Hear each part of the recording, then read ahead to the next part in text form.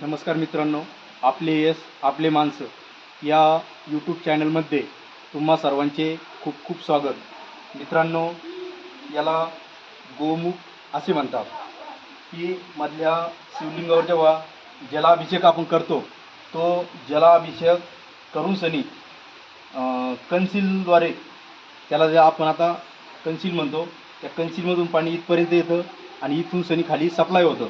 मित्रांनो, याचं सर्वात महत्त्वाचं वैशिष्ट्य हे आहे की हे बघा, हे जे नक्षीकाम दिसतं तुम्हाला, हे नक्षीकाम त्या काळात केलेलं आहे की ज्या काळामध्ये कुठलीही साधन सामुग्री नव्हती. त्या काळामध्ये कशा पद्धतीने हे काम केलेलं असेल, तर याचा अनुभव आज आपण घेऊ शकतो या ठिकाणी आल्याच्यानंतर.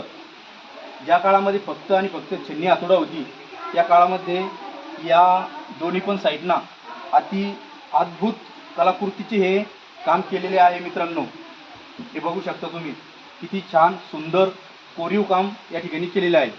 धन्यवाद मित्रांनो.